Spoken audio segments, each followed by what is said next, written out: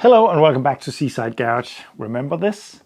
This is the Citroën XM 24 valve. I'm pretty sure that those of you who actually are into XMs will notice. This is probably the most wanted Citroën XM you can get, but on the other hand, it's probably also the most unreliable. But this is the most powerful XM and it's really nice. And if you've been a long time viewer of this channel, you will know that I have done a lot of work to this. This was a joint venture project with a Danish podcast called Bilklubben Podcast, but it's not any longer because during my vacation I had a hard time not being in the garage, so I just started to look at projects to buy and so on. And then I started to talk with the guys from the Bilklubben Podcast about this one. This car was meant to go on their YouTube channel, but they got other priorities at the moment. And I thought it was a shame to just have this car standing around because I have done a lot of work to this and now it has been standing for a couple of years. So I offered to buy it off them, and I probably wasn't really prepared for them to say yes, but they did. And this is now mine, which is awesome because I have done so much work to this, very difficult and very interesting work to this. So it really felt weird to having to hand it over at one point. But now I get to go to the finish line and I get to drive this and experience this for a while. I don't know how long I'm going to keep it, but I would really like to have a period in my life where I was daily driving a Citroën XM 3-liter 24 valve. That could be nice. So if you haven't watched the series on this one, I would highly suggest to just go through all those videos because then you know where this car is at. But the brake system is overhauled. The engine is started up. It's the Seaside Garage treatment. Nothing is completely restored. It's just made to work. I had some big issues with the engine ECU that seems to work now. I had big issues with the keypad because the key was gone. I had to take the pad apart and figure out what buttons were mostly worn and then go from there until I got the code. This is actually pretty much at a state now that I think it would go through the MOT if all the trim and so on was fitted. But there is stuff that I want to fix on this one, which was not a priority with the Bilklubben guys. And that is the dreaded strut tower mounts. I want to do something about that.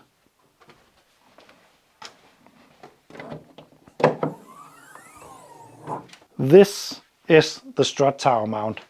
This connects to the hydraulic ram thingy down below. Here we got the suspension ball. The problem with these are that the rubber down here will let go over time, and at some point it will let go, shooting the tower up into the bonnet. And I think this is on its way at least, because there's pretty much no clearance between this piece of metal and the suspension ball, so I think this is not far off from going. I'm no expert at that, but I am not going to take any chances because if this fails, it will be a very unpleasant experience and it will destroy the bonnet, of course. But there is this company called Elastomer, I think. There will be a link down in the description because this is a company that is very good to know if you like XMs or Citroën in general. They do a lot of parts for them. They recondition the strut tower mounts. They glue them up, and I even think they modify it so that failure cannot happen, that it won't just shoot all the way through. I think the cones are differently shaped, so it will just collapse but stay in place. And changing this should give you a peace of mind for at least 10 years or something like that. And I'm just not going to take any chances with this because maybe that will last for a couple of years, the old one, but it would just be so unpleasant to drive it around, knowing that it's a big possibility that it will fail. It is known, it's a known problem on the XM. It can happen on Citroën BX as well. Not that common though.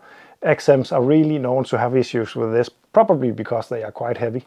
And I'm gonna install these, not in this video, but this is a thing that I definitely want to change and fix before going to the MOT in the XM. Another thing I want to take a look at is the handling of the XM. It's pretty nice to drive around actually. I have driven it a couple of times on testing number plates. There's videos about that also.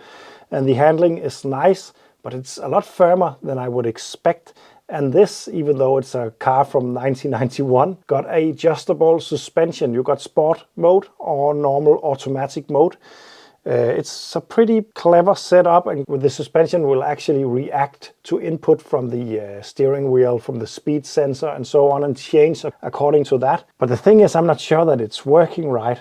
The car is, as mentioned, comfortable to drive in, but it's not floating around like I would expect it to do.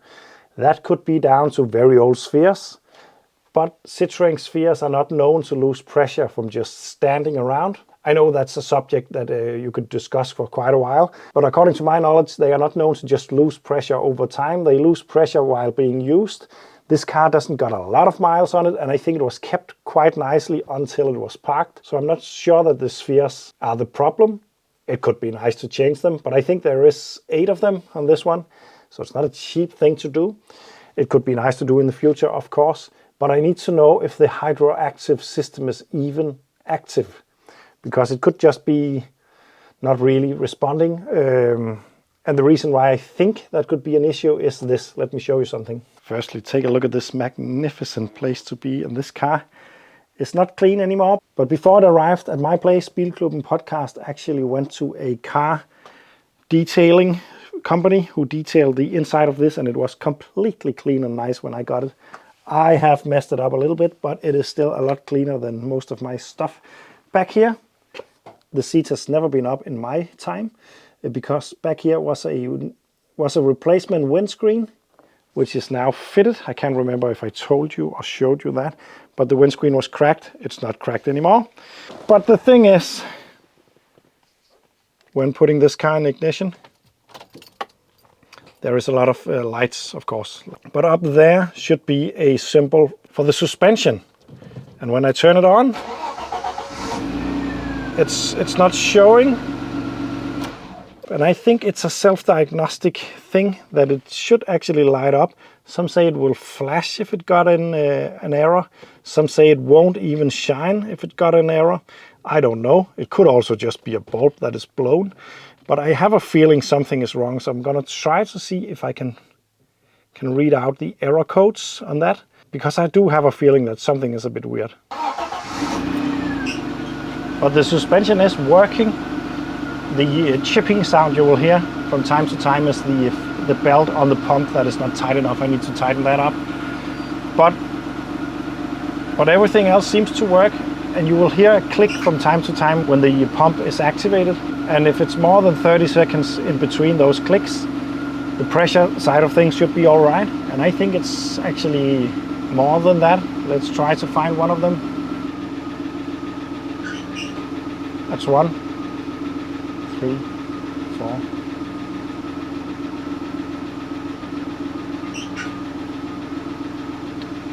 I'd say just about 30 seconds. It could be better, but it's definitely not bad.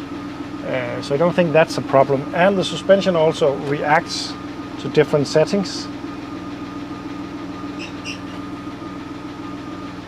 I'm just going to rise it up in the air.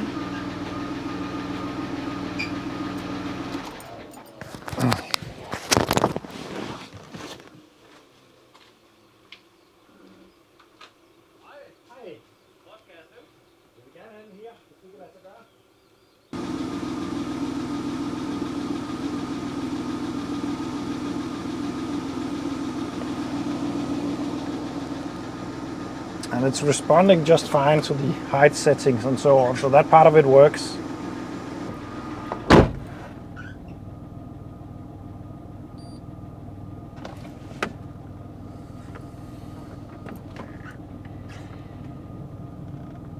No error codes in the display over here. It just states automatic suspension currently, and if I change it into sport, it changes. So that part of it works. But when I switch it off and open the door, I should hear a relay click within 20 seconds or so. And it's actually not a relay, it's a valve, a electro valve. Not sure that happens. So I have a feeling that something is wrong. Oh, there was a click right there. So maybe I'm not sure. But I was just expecting the XM to be a little bit more floaty than this. As mentioned, it could be down to the spheres. But I do have a feeling that maybe this is constantly in sport mode. We'll see. So I'm going to dig out my tester for that, which is just a bulb and a wire. I used it to test for error codes on the ECU, which actually gives me an error code that I need to fix because there's something wrong with the variable intake also, which is why this engine is very powerful. So that needs to work also, of course, 200 horsepower. So that's the thing I want to do.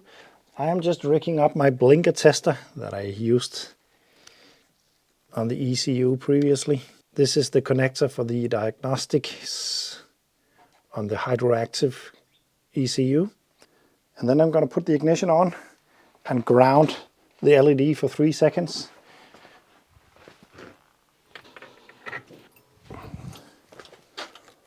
One, two, three, four.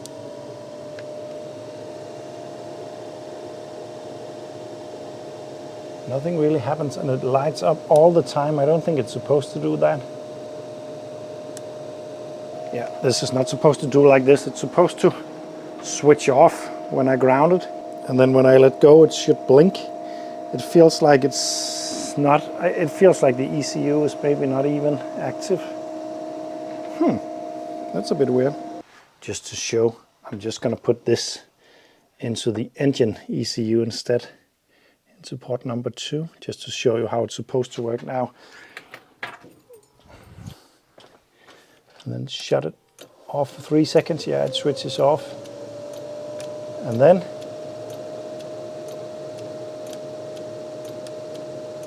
it blinks.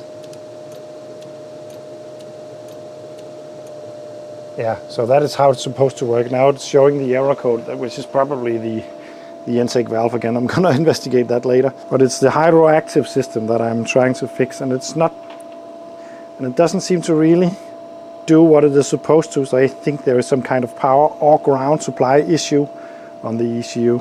There's at least something to investigate and spend a lot of time on. Anyway, the main purpose for this video was to tell you guys that this car is now mine, and hopefully I will be driving this soon, I hope.